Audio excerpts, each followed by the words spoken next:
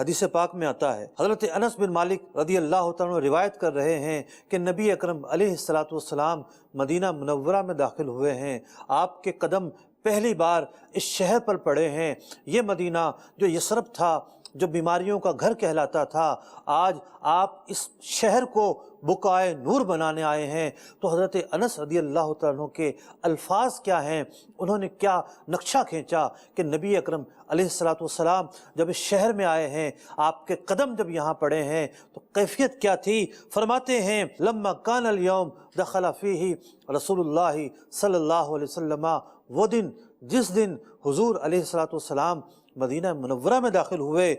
اضاء منہا کل شیء، تمام کی تمام چیزیں روشن ہو جاتی ہیں۔ روشن تو روزانہ ہوتی تھی، سورج کی روشنی تو روزانہ پڑا کرتی تھی، لیکن آج وہ روشنی آئی ہے، وہ رنگت آئی ہے، وہ نور آیا ہے کہ سورج کی روشنی بھی پھیکی پڑ رہی ہے۔ آج سورج کی روشنی سے بڑھ کر چیزوں کو روشنی مل رہی ہے۔ فرمایا اضاء منہا کل شیء، ہر چیز مدینہ منورہ کی اس دن روشن ہو جاتی ہے۔ اور نبی اکرم علیہ الصلوۃ والسلام کی آمد پر جب بچیوں نے آپ کی شان میں قصیدہ پڑھا تو کون سے لفظ کا انتخاب کیا، کون سے لفظ سے پیارے آقا علیہ الصلوۃ والسلام کی مدح اور سرائی کی کہ طلع البدر علینا، کون آیا ہے آج؟ وہ ہستی آئی ہیں کہ جو چاند سے زیادہ چمکنے والی ہیں، چاند سے زیادہ خوبصورت ہیں، چاند سے زیادہ روشن ہیں۔ طلع البدر علینا من ثنیات الوداع وجب الشکر علینا ما دعا للہ دا ایہا المبعوث فینا جئت بالامر المطاع۔ تو نبی اکرم علیہ الصلوۃ والسلام کی خوبصورتی، آپ کا نور، آپ کا اس جہاں کو منور کرنا، آپ کے آنے کے بعد نور روشن ہونا، نور پھیلنا، بہت ساری روایات کے اندر ہے۔ امام واقدی رحمۃ اللہ تعالیٰ علیہ کے شاگرد ابن سعد روایت کرتے ہیں کہ جس گھڑی رسول اکرم علیہ الصلوۃ والسلام دنیا میں تشریف لاتے ہیں، آپ کی ولادت باسعادت ہوتی ہے، تو منظر کیا تھا۔ حضرت آمینہ رضی اللہ تعالیٰ عنہ بیان کرتی ہیں کہ جب نبی اکرم علیہ الصلوۃ والسلام کی ولادت ہونے لگتی ہے، خرج معہ نور، تو ایک نور نکلتا ہے، اضاء ما لہ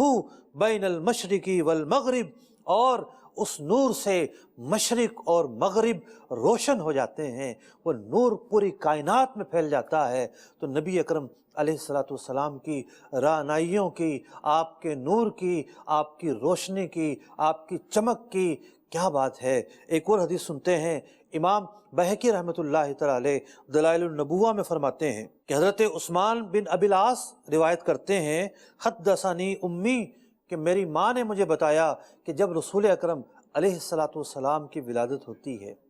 میری والدہ اس کمرے میں داخل ہوتی ہیں جہاں پیارے آقا علیہ الصلوۃ والسلام کا جلوہ نظر آ رہا ہے، جہاں آپ جلوہ افروز ہیں، جہاں آپ تشریف فرما ہیں۔ میری والدہ اس کمرے میں داخل ہوتی ہے تو میری والدہ یہ کہتی ہیں، فما شیء انظر الیہ فی البیت الا نور، کہ مجھے اس گھر میں سوائے نور کے، سوائے روشنی کے کچھ نظر نہیں آ رہا۔ وانی لانظر الی النجوم، جب میں ستاروں کی طرف دیکھتی ہوں، تدنو حتی انی لاقول لیقعن علی،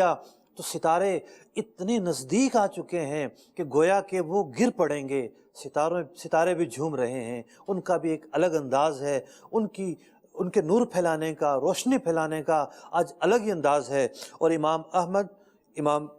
طبرانی، امام حاکم، امام بہقی اپنی کتب میں ایک روایت کو نقل کرتے ہیں کہ نبی اکرم علیہ الصلوۃ والسلام